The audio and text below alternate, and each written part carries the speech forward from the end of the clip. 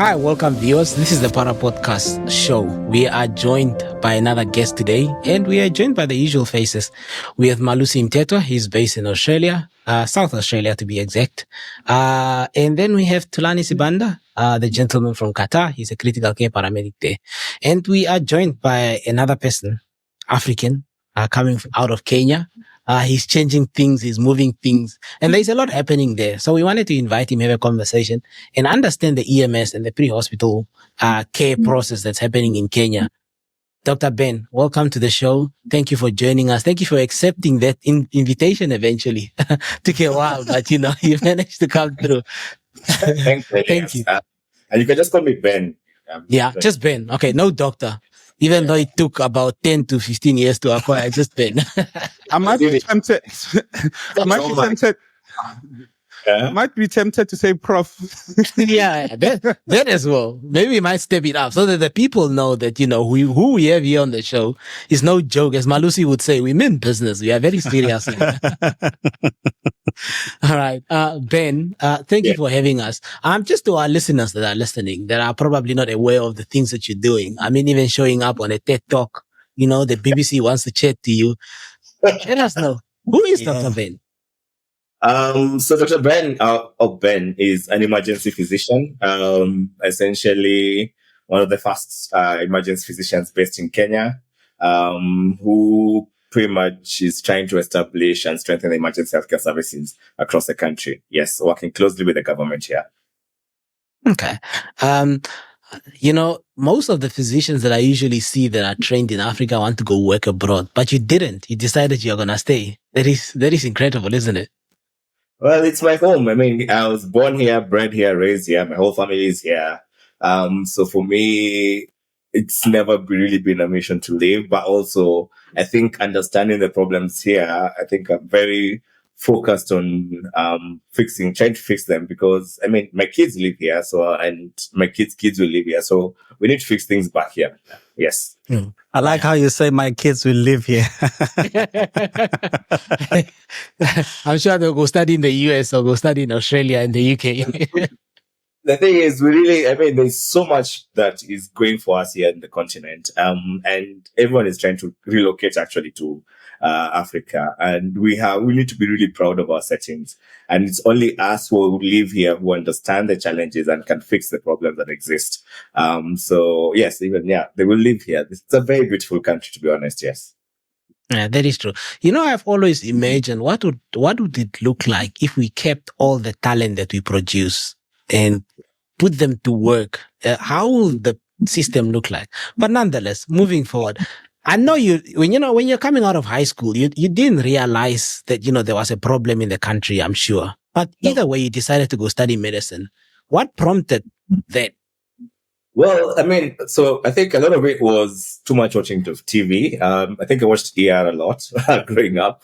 And I figured, so initially the thought was, I want to be a doctor because it looks cool, and it's fun. And so initially, I think even going into medical school, my idea was I want to be a pediatric surgeon. I think George Clooney used to be one. I don't know, like watching too much ER on TV.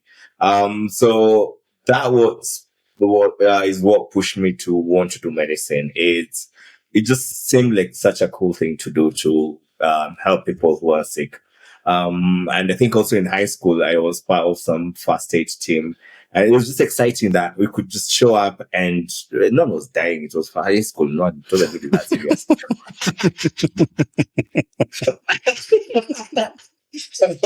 But it was nice. Someone was fallen somewhere and we're rushing to go. We put a bandage on them. It was so cool. So I think I really enjoyed that part of it. And the girls. And the girls looking at you through the stars as well. We got the luxury of that. Yes. Oh. Competitions in our uniforms. Yes, that was helpful. Yes. Okay.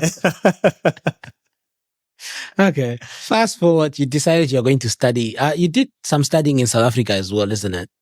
So I did my undergraduate in Kenya, and I went through the 5-year program at the University of Nairobi here. And to be honest, I enjoyed it. Well, med school is hard, so let's not even lie about that. But on graduation, I was like, all right, nice. And I'm a doctor. until we started practicing. So into my internship, I'm like, yes, I'm a doctor. They've given me the title and told me, yes, you're a doctor. But every time someone was busy dying, I was like, what are we supposed to be doing? So it wasn't something I was taught. I mean, I could treat, because the training happens in the wards. Okay. So patients are sleeping in the ward. Every morning you come, you do a ward round, you give them the tablets for malaria, the treatment for TB, do some lab tests, very comfortable setting. But then now as an intern, then you're the you're the first person receiving this patient. So all of a sudden you have a patient coming in who is not breathing properly. You're like, where am I starting from? And now the confusing part was I didn't know what to do. People around me didn't seem to know what to do. So I was like, okay, wait, how does this work? Like, how come no one knows what you're supposed to be doing here? And everyone was like, oh, well, they're too sick. And and notice that a lot is people be like, and it's a cultural thing. If someone is too sick, well, they're too sick. So there's a way nature will take care of things, because they're too sick. And that was I was like, no, what do you mean we can't do anything? So immediately I finished, I was very sure that this is not the medicine I want to practice. I want to save lives. I went into medicine to save lives. Now I'm not even saving, I'm just watching people moving around and some dying, and there's nothing much I can do. And so that's when I quickly worked out and figured out there's something called emergency medicine. And long story short, I got an opportunity to come to the University of Cape Town and did my master's in emergency medicine. And working in the Western Cape emergency healthcare service system, for me, ER, what I used to see on TV is what I've never seen practicing in Kenya. I was seeing it really, someone has come, they're busy dying, and we do things, and people get better. And so for me, it was very exciting to go through. To be honest, my residency was way more exciting than my undergraduate, though it was also way harder. Yes, but it was exciting because I was doing exactly what I wanted to do, to save lives. And that's exactly what we were doing. And it was so much fun. And yeah, just for the paramedics case, I remember my EMS rotation. Lights, car, and a siren. Yeah, that one is the best thing ever. And you don't even know you're going to get there. And when you arrive there, you just show up and you do stuff. So I think that was really exciting. And so for me, when finishing, I was sure I wanted to come back home and bring that thing here. Whatever we're doing there in South Africa, whatever we're watching TV needs to happen in Kenya. We can't just be saying people are too sick, so they have to die. No, that doesn't work anymore. Yeah. I just want to ask you there, Dr. Ben, and because you said, just going back on your history, when you were in high school, you mentioned that there was some first aid. Why medicine? Why didn't you do even paramedic in Kenya? Because, why didn't you do that? So you can't do something that doesn't exist, eh? Unless you're an inventor. Okay. So fair enough. We have no public ambulance services. We have no EMS services. Like there was nothing. There's no ambulance. Ambulance 911, 112, whichever number there's non-existent. And the first incidence of us talking about ambulance services in Kenya was after the 1998 bombing. So the US embassy was bombed here, and yeah, total chaos. No ambulance services, totally nothing. And so in terms of now after that, what happened is some USAID and US government sent some paramedics to Kenya to come and start training people on paramedics, to be paramedics or to be EMS providers. Before that, there was just nothing. And not to highlight how old I am, before that, had finished. So by the time I was finishing med school, there was still nothing about paramedics in this country. And so no paramedics, no emergency departments, nothing. So it was interesting. I mean, of course, a lot of things have changed over the years, but it was as it was, I guess, in many countries when nothing existed until now, where things exist and where they should be at. I was wondering, I think when I looked online, I could see that there is no government ambulance service, but there's also a whole lot of small private ambulances that you can just, how do you guys, the government sector, work with those private ambulances? How's the relationship, and what services do they render? Okay, so again, so there are vehicles called ambulances that have light, siren, a bed, and oxygen at a baseline that are owned by government hospitals. Okay, so mostly used for interfacility transfer, not primary response as you know it, and there's no central coordination. So it's normally patient A needs to move from hospital A to hospital B. And those are the ones that are now used just for interfacility transfer. In terms of primary response, that's non-existent. Well, has been non-existent for the long term because I think things are changing now. Now, in terms of private, so private ambulances, I mean, from the onset, St. John, the Red Cross services have had ambulances that were private. Part of their private mandate was they did provide a bit of CSR in terms of being able to respond periodically where there's no pay, but there's no formal relationship between government and private ambulance services. That doesn't exist. So what used to happen is today still happens is some private ambulances will occasionally respond to a case where no one is paying for the service, just as a community social responsibility. Yeah. Follow-up question, last one. I believe that the ambulance service is actually a very critical part of the healthcare system.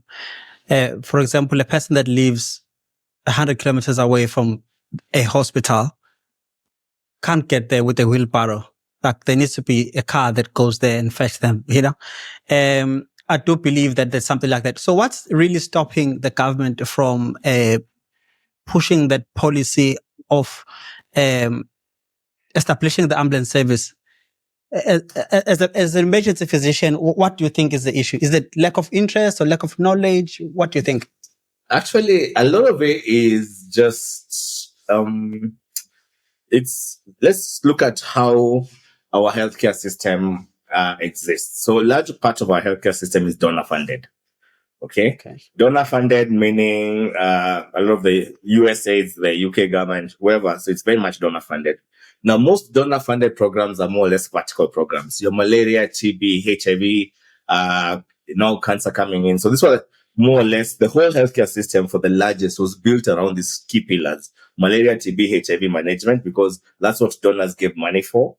And that's what kind of data that was being collected, and maternal child health. I think that's also one of the key things and this is not just Kenya, it's across most of the African countries. The communicable disease, maternal child health are the only things we talk about. All mothers are dying, babies are dying. Now, because of that, the healthcare systems have focused purely on this for the largest.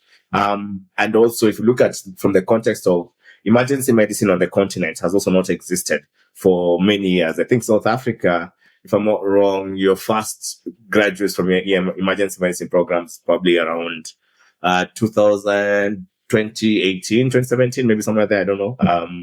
But so emergency medicine has also been quite young and non-existent. And so it's been lack of knowledge and expertise, lack of capacity to develop these systems, lack of specialists to develop these systems, but also it just wasn't a focus. I mean, I think we all knew it needs to exist, but because, well, no donor is funding any of these things, and no donor still funds emergency care. So it's not really been something. But as the world has progressed, and I think that's also looking at things like technology, more roads, more cars, more non-communicable diseases, your hypertension, diabetes, heart attacks and strokes. So the need for emergency care on our settings is becoming more and more something that people are starting to think about and really focus on. And so I wouldn't necessarily say it's a resources issue. It's been more of a lack of understanding of what needs to be developed and support to develop some of these systems. Yeah. It's interesting. Last one, really last one now. Okay. I think the issue is that it's two things. Okay, let me start with this. I think the first graduates of the diploma in South Africa, they were in 1989. That was the first ones. Yes. Yeah. So it's been there for some time. Yeah, it's a long time. And possibly when they changed to a degree, fully degree, not the BTech, it was later around maybe 2016 or somewhere there, I don't know, to a degree, a formal degree as compared to national diploma. That was when the change was. But also the question that Donald Trump just cut funding to South Africa. So the USAID that you're talking about, that is funding a lot of programs. So it leaves but I know that you guys got funding there in Kenya. I know you got funding there in Kenya. Yes. Yeah. No, And the thing, yeah. funding, USA, like, no donor funds emergency healthcare. They will fund, but I mean, it's not really one of the sexy things to fund because, and I think one of the things over the years I've discovered is it's not funded because people assume it exists. You know, like, it's not, emergency healthcare is not a special program. It's not to treat only malaria people or Yeah. So it's every single person in the country deserves emergency healthcare and may at some point need and access emergency healthcare. So I think it's always been assumed by, I guess, also donors that these services exist. It's like saying the country has no police service. Like, it's not something what do you mean you have no police service? So even many people have spoken to. So many people even have spoken to out there and they tell them there's no emergency, there's no ambulance service. They're like, what do you mean? What do you have? What do you mean you have no ambulance service? So it's something that's assumed to exist, but people don't actually realize that it doesn't exist. And because of that, everything else, all the other vertical metrics, your malaria, TB, all these other conditions have increased numbers of mortality because they can't access ambulance services, they can't access emergency services. But still, so that connection is more or less what you're trying to create and have people understanding over the last couple of years. I'm thinking of Kasongo in a dog saying, hey, you, why are you causing problems over there? My friend, it's the truth. The reality of it. You know, before you go, Elias, I just want to say that what you're saying, Dr. Ben, I can sort of relate. And maybe I can just talk about what's currently happening in SA. But when you look at, when you focus on the broader healthcare system integration in South Africa with when I introduced the NHI bill, in South Africa, I'm sure you've heard of it. Now, the NHI aims to overhaul the entire South African healthcare system, focusing on the funding of service delivery platforms such as hospital clinics and GPs, and access to a wider range of medical services that they provide through the country. However, when I listen to the president talk or the talks that are being made, there's no mention, and I might be wrong, but all the talks that I've listened to, they don't mention emergency medical services in terms of a plan. Yeah, never. It's like we are being sidelined from being part of the broader healthcare system. And the fact that we are the first, in terms of first contact with patients, whether communicable disease or non-communicable diseases, whether we're talking about community paramedicine or palliative care, we are frontline in terms of providing those care or those services to patients. But in terms of planning, I don't know if there's any representation that we've seen at government level in planning, but whenever they talk about it, it's usually the nurses, the doctors, but no mention of the paramedics being involved in that part. And it's a major flaw because of stuff that you've said, is that we form a big component of the healthcare system, but in terms of planning, if you're not included, it means that funding is not going to be allocated. Therefore, those no salary increase.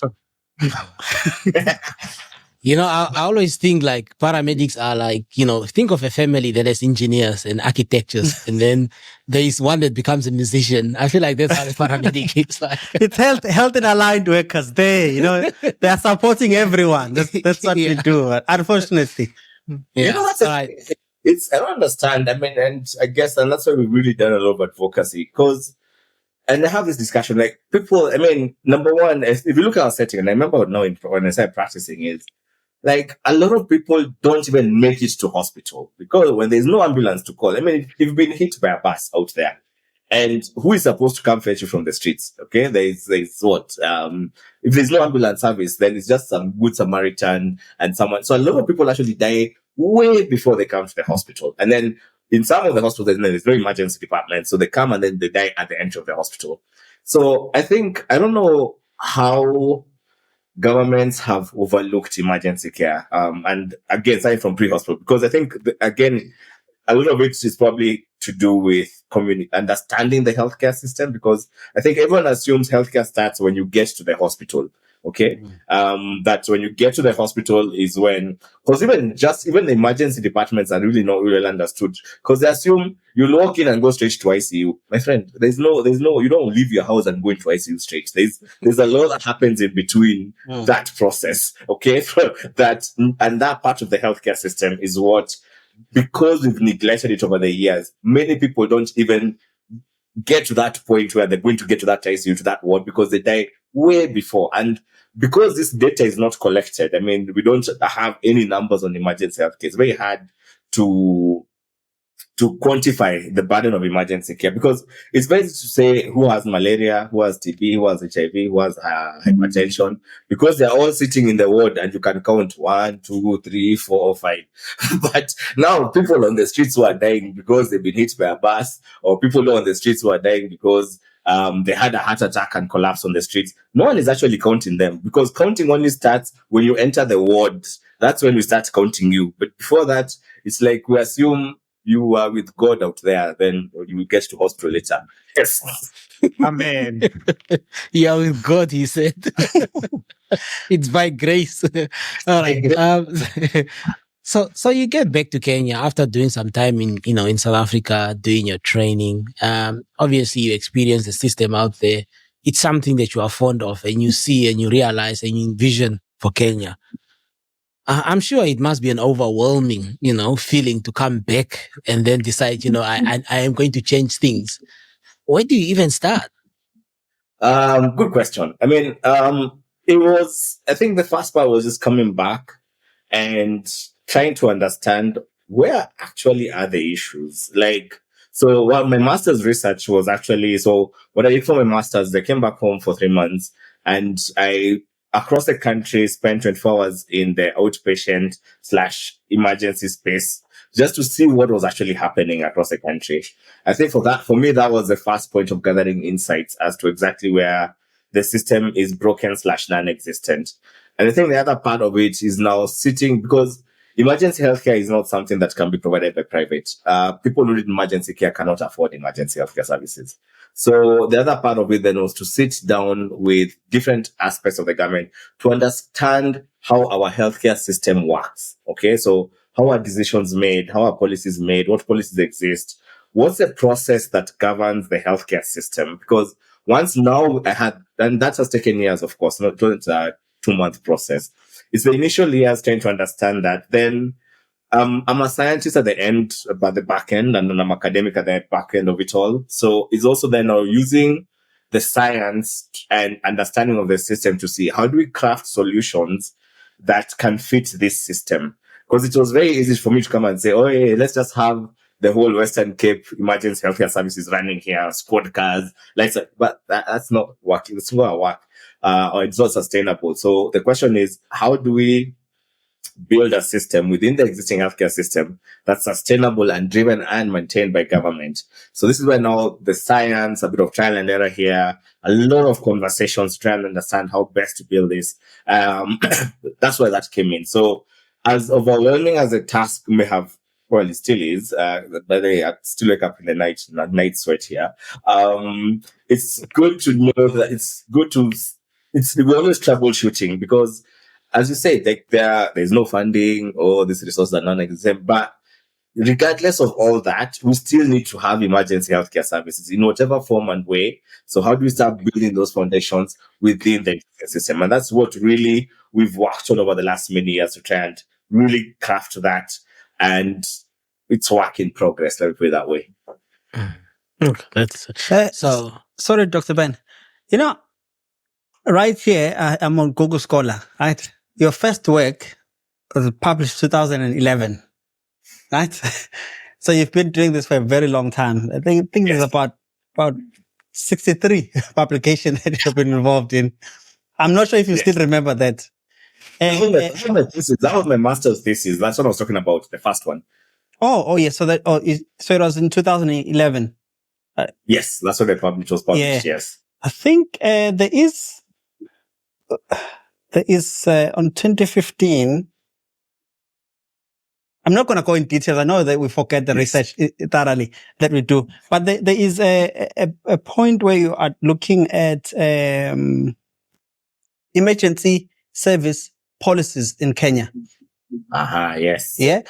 What were your findings there? Because Anita said, what do you tell Kasongo?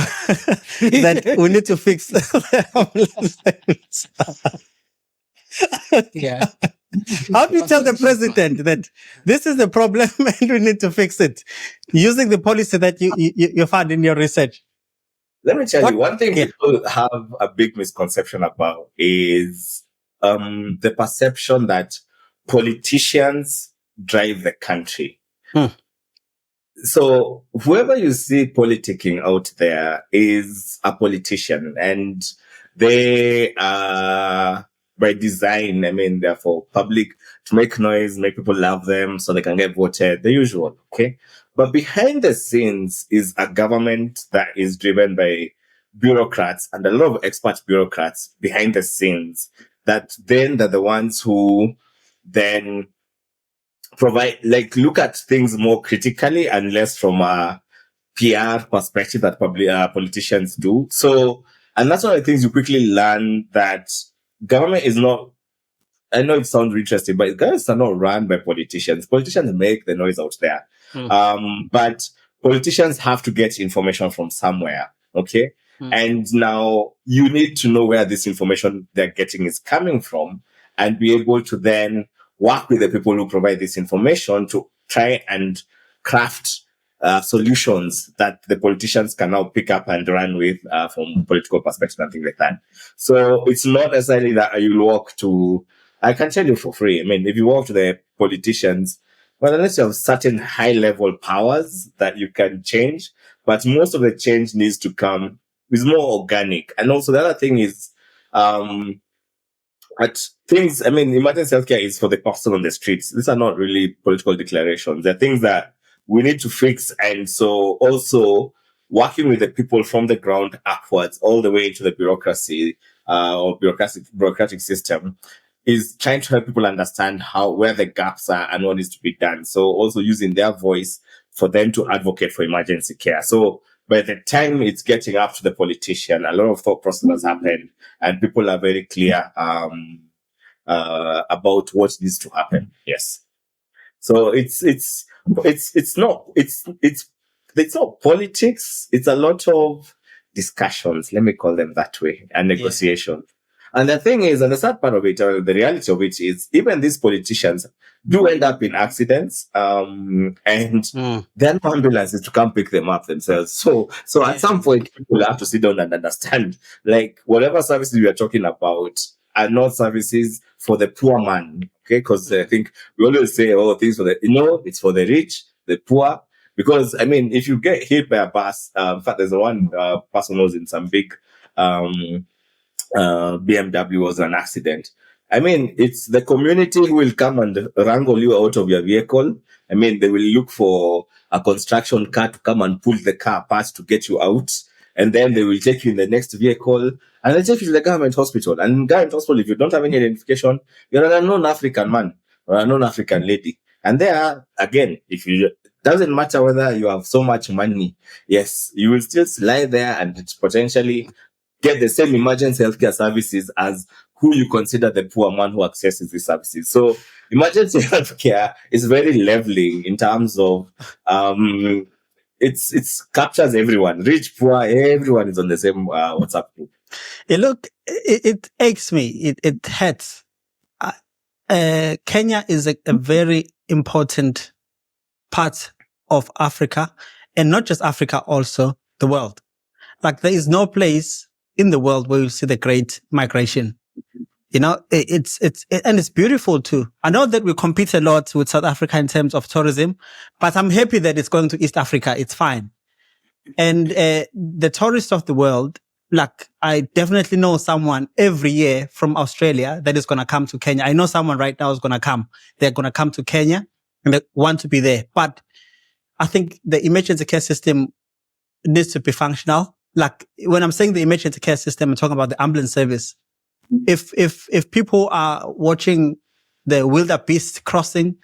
We were talking yesterday, and then suddenly a lion roars, and then they have a heart attack. They need to know there's a helicopter that's going to come and take them to hospital. It's very important. I think that the government of Kenya has to look at that. Ambulance service is a serious business, and it has to be taken serious. It makes a difference. I remember there is a politician, I was watching a documentary, but it was about car accidents and how the cars are assessed. And he was involved in a car accident, and it was a politician. I think he ended up being somehow paralyzed because of that. It's something that has to be fixed, not just the cars only, but the ambulance service needs to exist, not for the tourists only, but also for the population of Kenya, not for the politicians only, but for an old granny who lives 100 kilometers from a hospital. I think it's important that they are looked after. I think what you're saying is correct. And I know people will say, actually it's not possible to build an emergency healthcare service for rich people. It's just not necessarily that possible because, I'm assuming rich people are not sitting in one neighborhood, okay? They are spread across the country, okay?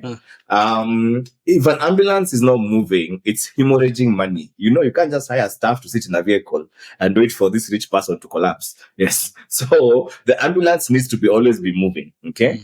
Now, and if you need to have these services readily available across the country, as you mentioned, you're somewhere in the Mara migration, I know there is some helicopter service, but it's quite far off. But even before, as you're saying, if someone has a heart attack, by the time that phone call comes, the activation happens, the crew gets into, because the crew is not also always, again, that ready to be there. So it will take some time versus if the services just existed within that county where that Masai Mara migration is. So because what you're talking about, for example, a heart attack, services will have to come from Nairobi to capture you who is having a heart attack in the middle of Masai Mara. And how far is it?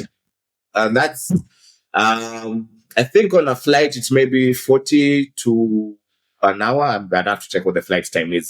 Forget road. That's not possible. So it has to be some flights. And so at least at a minimum, I feel it'll take an hour for them to get to you. Now, if you know a heart attack and a stroke, an hour is a lot, and any other emergency condition, you're sitting there waiting for an hour because, again, there's no ambulance service locally that has been dispatched to come and provide that care. That doesn't exist. So you'll have to be waiting for this helicopter or fixed wing coming to get you. So for 1 hour, you will be lucky if the services you get, again, will keep you alive for that to land. So that's why, because many people will come and buy, you normally have to buy like this travel insurance thing.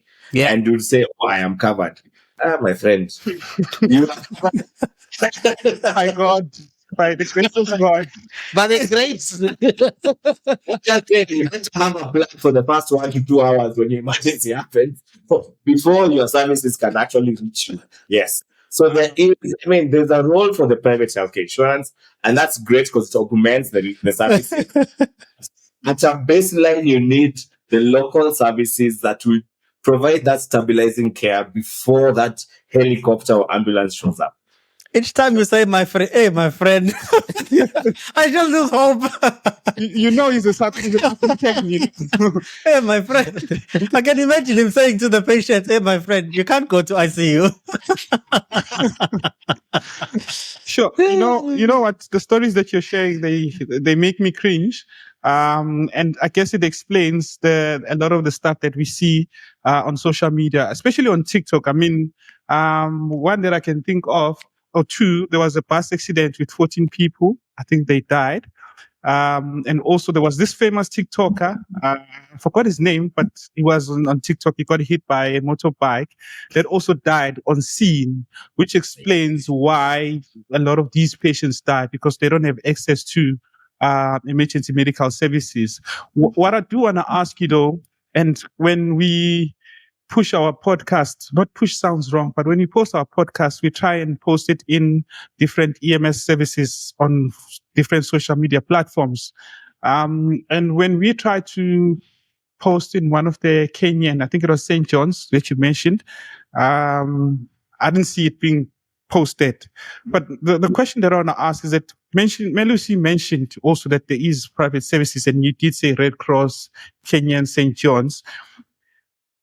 as part of that, the healthcare, the emergency medical services that exist, the people that are on the ground from the private ambulance services, are they also capable of managing those patients? Because you said that they were trained by USAID and all of that. Do they have those appropriate qualifications to even take care of the patients that they see on the road?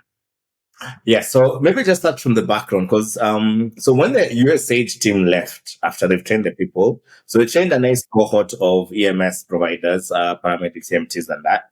Now, as it happens on our continent, a good chunk of them follow them to the US immediately post their training. So they're on the next flight out. As they left, the other less left. But And there's a small, yeah. I was about to say, and they just opened doors for Kenyans. Kenyans, I don't know what you guys with the US.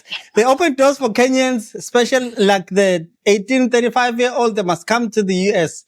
Yes, we are a skill force. Yes, but so now with a cohort that were left, and there was a bit of a dormancy. Then this cohort decided, no, they need to do something about the situation on the ground. So they formed the Kenya Council of Emergency Medical Technicians.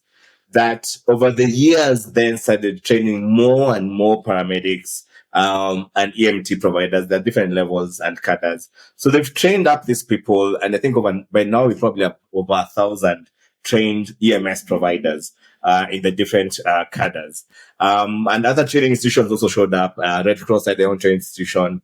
I think there's new ones that have started. So the training has been happening, I think, but the problem that exists is we have no standards and no legal, which is one of the things that we're really pushing to work with the national government to sort out is. So there's nowhere in our legal documents that says who an EMT or a paramedic is. It's not a cadre recognized in the healthcare system. So we know there's a nurse, there's a doctor, but there's nothing as who an EMT or a paramedic is. Similarly, the curriculum, there's no standardization of the curriculum, so as people are trained. So in some aspects, you find very well trained healthcare EMS providers. A good number of them also leave the country, but there's a good chunk of well-trained EMS providers. The others, again, maybe the training was not as well. So, but there's no standardization, there's no licensing, so there's no clear licensing. So I know the government's trying to sort that out now. But for the longest, there's not been a clear licensing of who an EMT or who a paramedic is, and they have the license to practice and things like that. So organically the system has developed, and I mean, to answer your question, these EMTs and these paramedics do work behind these ambulances. But also the other gap that exists is while we have standards for what the different ambulances should be, these standards are not enforced or fully adhered to. So as I said, most ambulances will be a vehicle, oxygen. You're lucky they'll get a monitor in there. So it's this lack of regulation, lack of clarity that we exist in at the moment. And this is what we're really trying to fix and trying to figure out best way forward to sort this out. Because I mean, we can't continue like this. So you need to be able to call and rely, as you say, whoever is coming to save your life, not really transport. It's not a taxi, it's not Uber. Yes. To move you to the next, hospital. They need to be able to save your life. And so these are some of the things that are currently work in progress that we're focusing on to develop. So yes, the vehicles exist. That's mainly in the private, by the way. In public, they've only just started hiring EMS providers behind the ambulance. Traditionally, the vehicle, it would be the nurse who is transporting the patient. So the public ambulances traditionally did not respond primarily to emergencies. They did more interfacility transfers. And in which case, then it would be the nurse who will get in the patient, and then they'll go to deliver the patient to the other side and then come. It's more of a transport service than, because I know when people think ambulance, they're seeing what we see on TV, monitors, a guy who's doing some crazy things, what you guys are practicing in. We have a vehicle and lights and sirens. The rest is work in progress. Yes. Yeah, I think when I was still young, I got fascinated by the lights and sirens, and I hate them now. still like ambulance drivers. But with the evolution of EMS in South Africa, things started getting better. And when I went to the University of Johannesburg, that's when I got to learn more. What I want to ask is, And this reflects on your training that you did in South Africa. You saw that there was a gap, and then you went and trained in South Africa and then came back to address those challenges. In your team or the people that you work with, because everything that you're doing can sound like it's as much as passionate as you want to change the whole system, but it can be overwhelming, you know.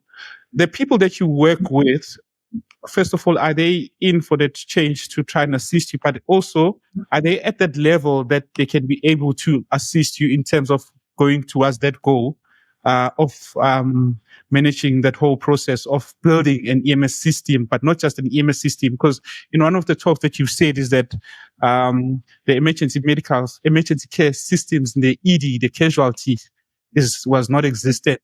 Are the people there appropriately qualified to even assist you in terms of making sure that those systems exist?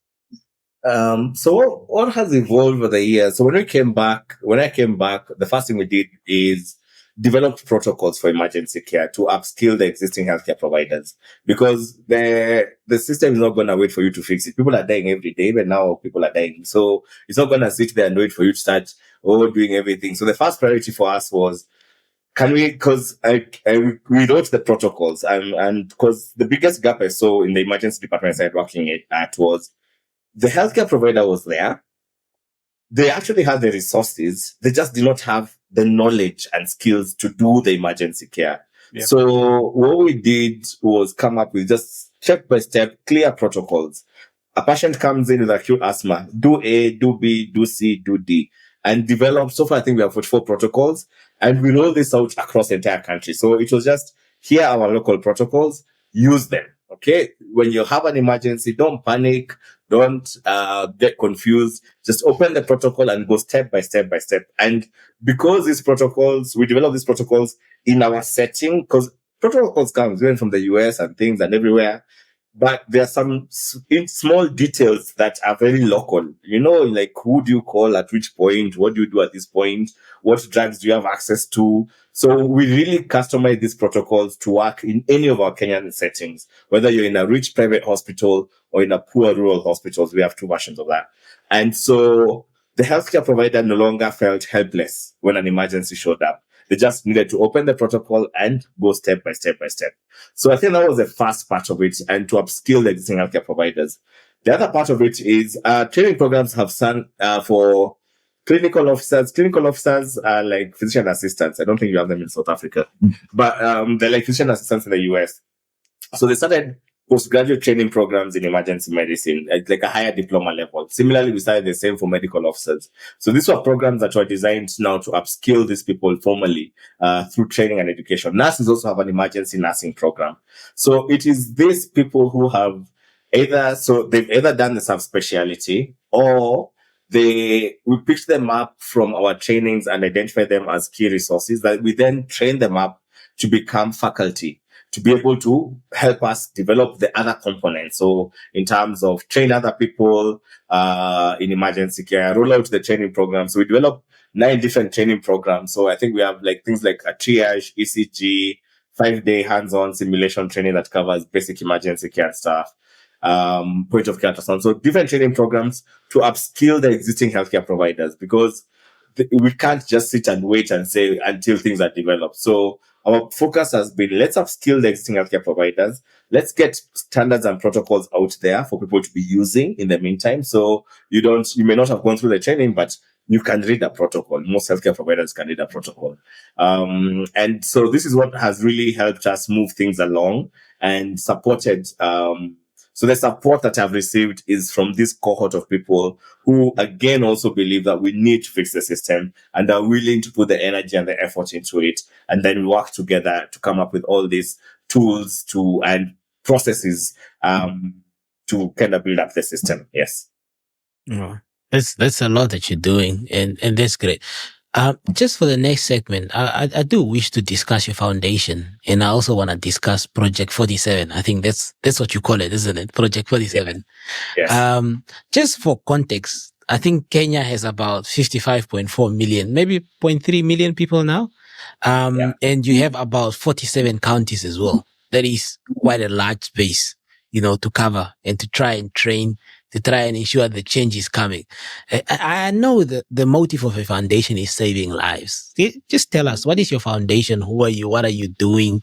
Right. Who is there? And what are the changes that you have been able to achieve so far? Right.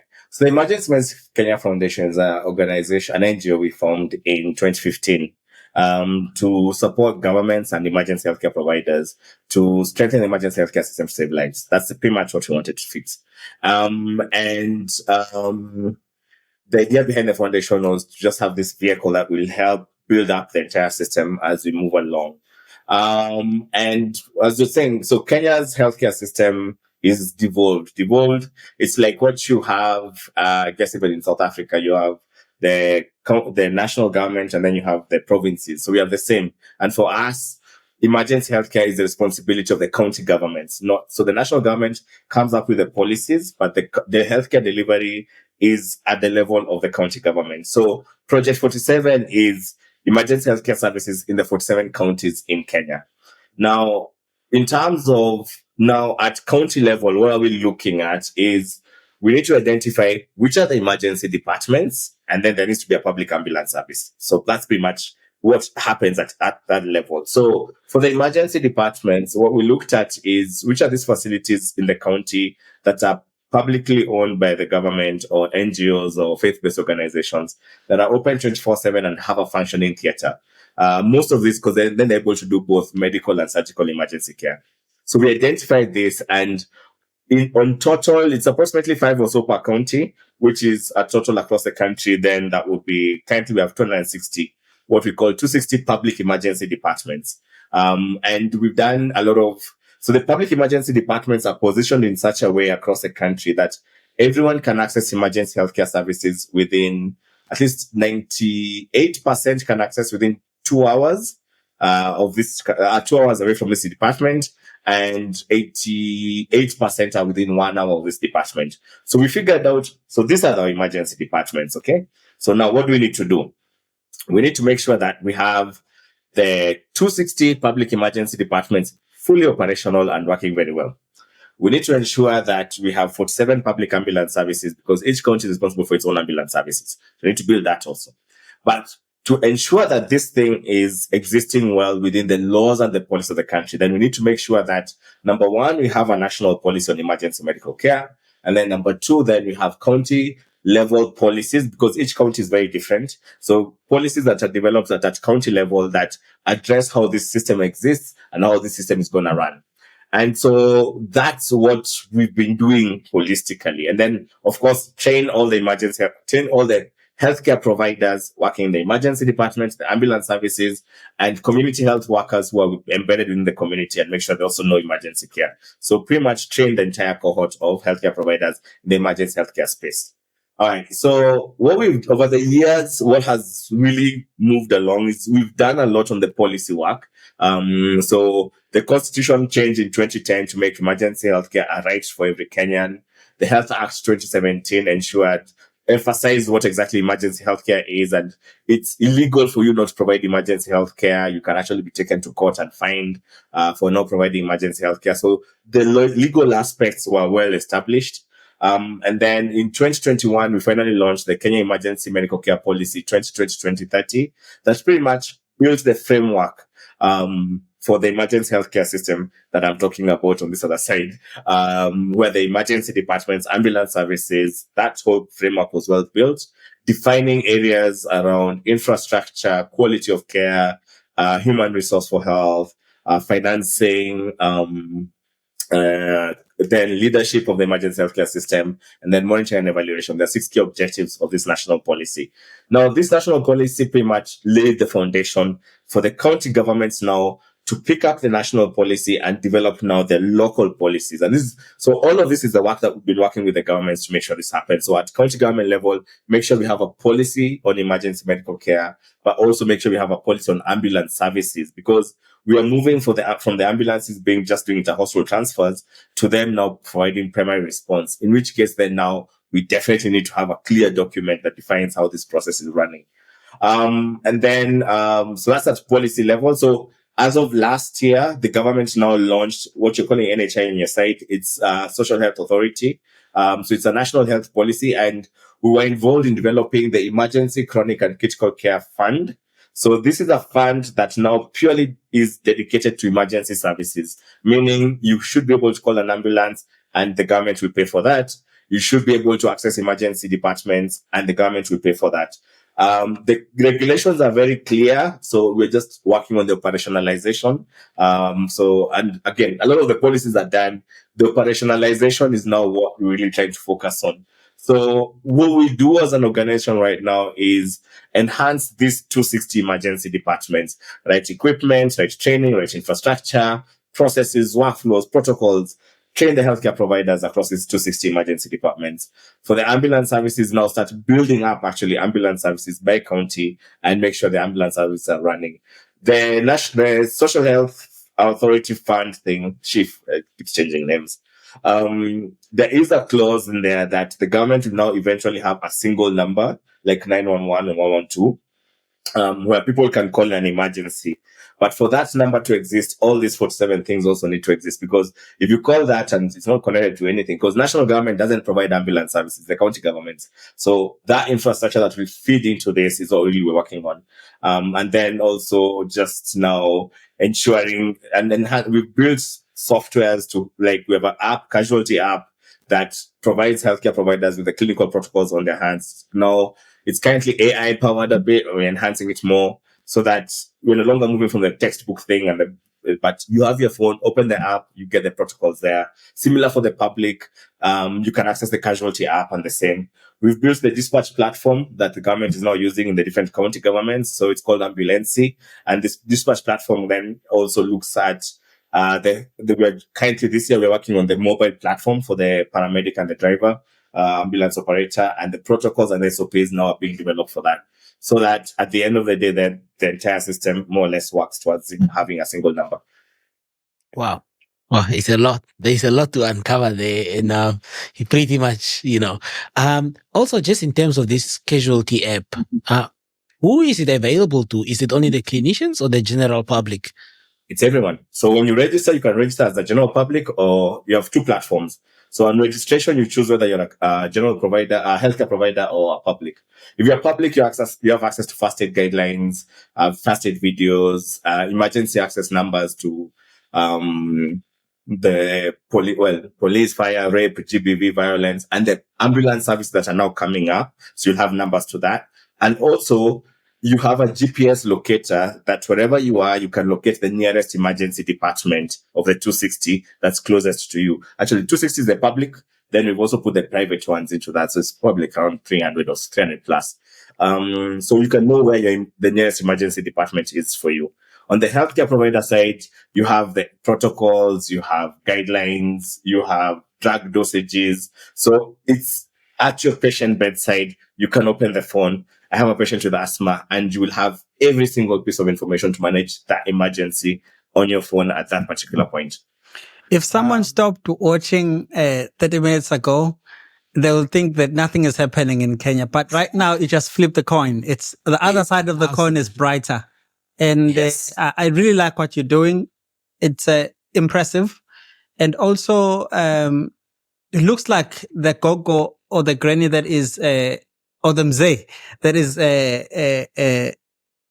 100 kilometers away can get an ambulance. At some point, it's happening in the pipeline with an app that he'll have on his iPhone at home. I think on the other side as well, it's just how's the impact been? Have you seen an impact? Are you collecting data? And how are people using it? So the app, I think the app has right now, I think we have almost 10,000 users on the app. And mostly healthcare providers. So the public part is been like people, that's the thing about apps is people, TikTok, Facebook, you're always on it. Yes. No, who goes to an emergency app? Spend their time in that. And so there's a lot of behavior change that we really need working on for people to understand that in an emergency, don't panic. Just click a button on your phone. The app will help you manage the emergency.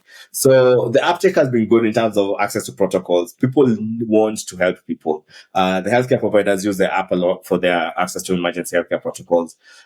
We are now, we are coming up, we have developed the dispatch center guidelines, which are now being used by the dispatch centers, and we should have the SOPs out before the media, for paramedics. So similarly, because the Casualty App was built for emergency departments, now we push the same for paramedics and EMS providers to be able to now provide that care by the roadside, transporting patients. So people are using the technology, and there's a lot of course, just knowledge that needs to go around, and behavior change. Again, also one of the key things has been behavior change, because we've been in a system where you are taught to just cram things and then regurgitate at the end of. And so many healthcare providers are not comfortable, even when they don't know, to just open your phone and check. So that's one of the behavior change things I'm really working on, to tell people that the guideline is there. It takes you 2 seconds to quickly confirm something, and you'll be able to provide evidence-based care for your patient.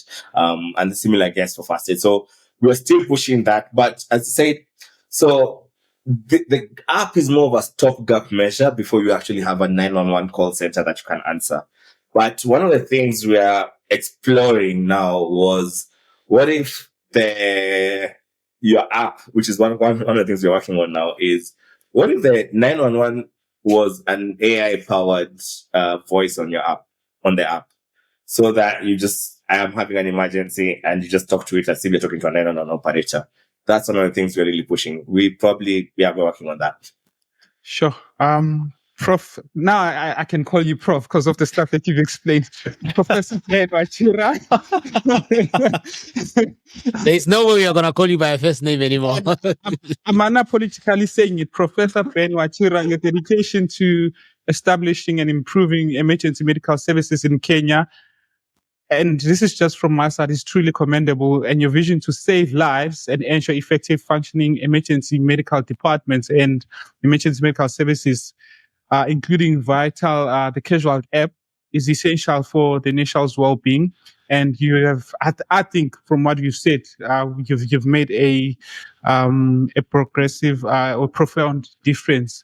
What I do want to say, two things. I know we're running out of time, and we always run out of time. There's so much to unpack. Time is not enough. I did log in on the Casualty App, and it has like things like first aid, which is good for a non-general public. And then also I saw that there was like some different types of ambulances, like the Shah and country ambulances, the private ambulances, as well as emergency numbers, which is ideal.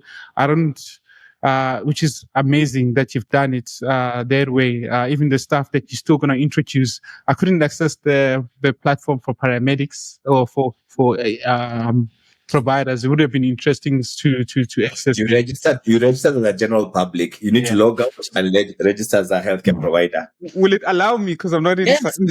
Okay. Yes. I think I'll try it, because it would be interesting to have a look at what is readily available from the paramedic side.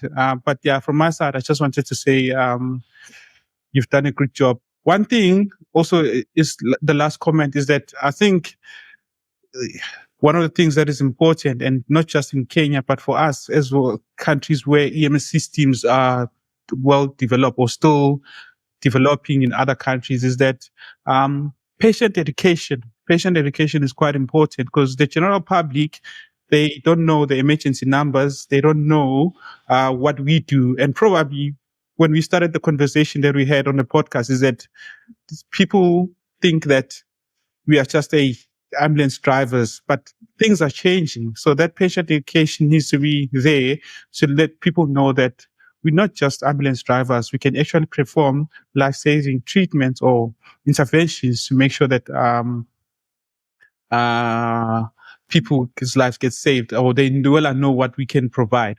And I think, if I think about it, you always see ads about tobacco or alcohol or about nice lifetimes, but conversations that we're having now are not being advertised, are not being out there in the general public. I know this podcast, we're probably going to be pushing it on TikTok, and we hope that it will reach a wider audience in Kenya so that they can be well aware of what is happening in the EMS systems. And I've realized that TikTok, as much as I don't like social media, TikTok is one of the most platforms that people use for information. Amazing enough. And I hope it will reach the people in Kenya so that they can be well aware of what's happening in the emergency side of Kenya. Yeah. Sorry, Elias. No, just commenting on that. Yeah, social media is big here, but people use social media. In fact, when we started the organization, that's an interesting part of it. The first thing we did was build all our social media platforms to provide medical emergency care information, and the consumption was quite good. In fact, the demand from our Facebook, Twitter not much, but that time it was Facebook. We're a bit old. Yeah. Yes. Was people who were consuming this information. I think it's just that our communication, and it's a challenge for us even as an organization to build on our communication to the public to enhance access and understanding of emergency healthcare services. It's one of the things that's on our strategic plan in the next 3 years. Because yes, people, even the sad part of it is even well-educated people, and I will tell you, even professors of medicine have had chest pain in their house and not called an ambulance. Yet you have the resources, you have the money, you're a healthcare provider, you should call it, and sadly, of course, we lose patients that way. And so we need to get to the point where, like even the US, where even the smallest child knows, dial 911 and someone will come get you. And so that's really what we are working towards, because many people are losing their lives unnecessarily, honestly, because this is not even not talking about those who do not have the financial resources. Even those with financial resources do not know how to access emergency services and end up dying purely from an ignorance perspective. So that's one of the things that we're really pushing to build that knowledge and capacity. And so watch this space. We're working there to get people to get to know that. Yeah. And just the other part, I think also to mention, any resource that we provide for us is not just for Kenya. It can be used in many low and middle income countries. So it's open access available to our website. So that's one of the things as an organization we're key is anything we provide is freely available. You can get it for free and use it. We don't believe we should charge people for education. Yeah, we're not gatekeeping. Take it, use it. If it will save a life, please go ahead, use it. Yes. Amazing. Malusi, the floor is yours. I know No. I actually wanted to ask who's funding this project. I hope it's not the USD. I think it's the government, isn't it? It's the government, right? As an organization, we are funded by a lot of private foundations and some multilateral governments to support the government. But in terms of on the government, because all the things are done by government. The people running the dispatch centers are government employees, paid by government. The policies are government policies. So the service provision is 100% funded by government. Okay. We as an organization now are funded by private philanthropy and other organizations to now build this infrastructure. So, yes, it's not so far. Most of our emergency healthcare services is government funded. Yeah. Well, in finishing, thank you very much for coming. I highly appreciate it. We do have, as a platform, we do have hopes of the EMS going to a specific direction. Currently in South Africa, I know a lot of people who are doing research from masters to PhDs, who are paramedics, who are looking at mental health and who are looking at community paramedicine. You know, how do we implement those things into a paramedicine and people that are responding to people's homes? How do you manage people that are saying that they want to kill themselves? Because those are issues that we have. The fact that we don't have emergency medical services in Kenya, it makes a gap a bit bigger in maintaining those people. So I do hope that soon and in the near future, such things will be talking the same language everywhere in the world. That's true, Malusi. I think we need to move from the perspective that we sit at the hospital and wait for patients to come to us. We really need to start going to, because emergencies don't happen at the hospital. They happen out in the community. So we really need to provide that service where the care goes to the patient, and is provided initially as they're then transported to the healthcare facility. So what you're saying is something that's key in our system. And this is for mental health, pregnant mothers, sick children. Care needs to go to the patient, where they are, to stabilize them, and then now provide that, have that continuity of care into the hospital. We're in a place we can't just be sitting, waiting for patients like a shop, like a kiosk or those tax shop. I don't know what you guys call it. I forget the name you guys used to call them. Tax shop. Tax shop. Yes. Yeah. Well, we're waiting for you to come. If you don't come, if you die out there, you're on your own. So you have to come for us to care for you. No, we need to start providing care for you where you are getting the injuries, where you're getting sick. And I agree with the direction you're talking about. Care needs to start where people are getting sick. Yes. Perhaps just because of time now, just to close off, first of all, I would just like to highlight that as a platform, we do push for the well-being of paramedics and all healthcare clinicians out there. I think every other organization that they work for, they need to understand that they are the main source and they are the main element that makes everything else beat and work the way they should. So the well-being of those individuals is very important. So now moving from, the grace has you, or that you are covered by grace, to obviously a lot of things happening in Kenya now, to an app. There is a lot happening. What will emergency medicine look like in Kenya in the next 5 to 10 years? If you just to predict and, just close off as well.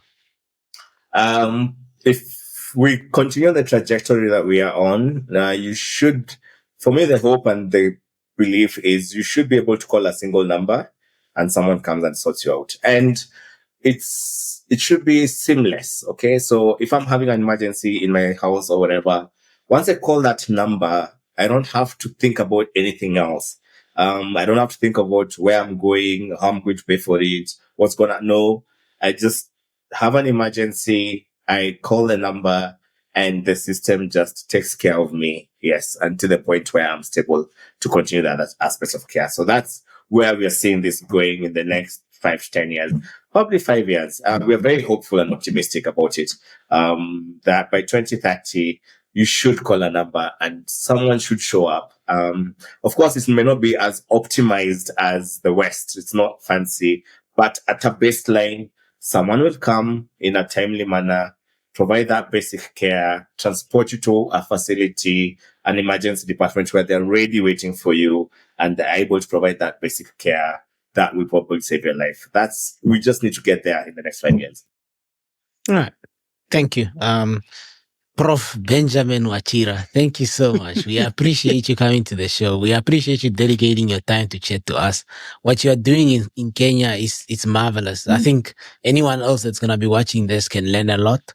And I'm sure they will be happy to chat to you, to understand what you're doing, to replicate it in their own countries. Because I know a lot of African countries that are in dire need of, emergency medicine or just like a basic system in general. So thank you for what you are doing. You're changing things. Please don't get a job in the UK or the US. Continue changing things there. And yeah, thank you. Also on the other matter as well, in case anyone wants to collaborate with your organization, I don't know, maybe they want to fund it, whatever the case, how can they get in touch? Just go to our website, www.emergencymedicinekenya.org. Just contact us. Our email is there, emkf@emkfoundation.org. They can reach out and we'll respond immediately.